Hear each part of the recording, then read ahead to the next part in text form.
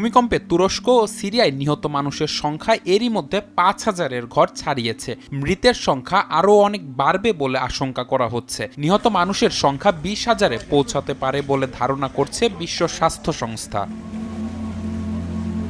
ভূমিকম্পে তুরস্ক ও সিরিয়ায় ধসে পড়েছে হাজার হাজার ঘরবাড়ি, যার মধ্যে অনেক বহুতল ভবনও রয়েছে। হিমশীতল এবং গুমোট আবহাওয়ার মধ্যেই দুই দেশের উদ্ধারকর্মীরা ধ্বংসাবশেষে আটকে পড়া মানুষদের জীবিত উদ্ধারের জন্য চেষ্টা চালিয়ে যাচ্ছেন। ভূমিকম্পে যারা প্রাণে বেঁচে গেছেন তারাও বহুতল ভবনের ধ্বংসাবশেষ থেকে স্বজনদের উদ্ধারের আশায় খালি হাতেই অভিযানে অংশ নিয়েছেন। এখন প্রশ্ন, কবে নাগাদ স্বাভাবিক অবস্থায় ফিরবে ধ্বংসস্তূপে পরিণত হওয়া এসব অঞ্চল? ভূমিকম্পে বিধ্বস্ত তুরস্ক ও সিরিয়ার এলাকাগুলো পুনরুদ্ধার করতে বেশ কয়েক মাস সময় লাগতে পারে বলে জানিয়েছে international federation of the red cross and red crescent societies.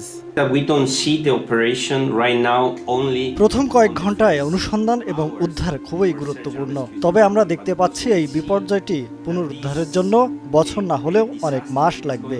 তাই আমি মনে করি সরকার বিভিন্ন আন্তর্জাতিক সংস্থার সাথে সমন্বয় করে কাজ করতে পারে। And the internal the coordination with the two authorities.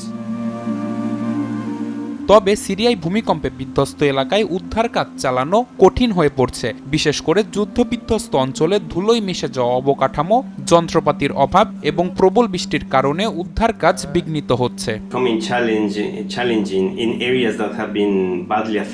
তুরস্ক ও সিরিয়ার ক্ষেত্রে বড় চ্যালেঞ্জ হলো শীতকাল। শীতকাল একটি অতিরিক্ত সমস্যার সৃষ্টি করেছে। বর্তমান সামর্থ্যের পরিপ্রেক্ষিতে তা কাটিয়ে উঠতে হবে। Accessing to rural areas, for example, is not an easy thing to achieve.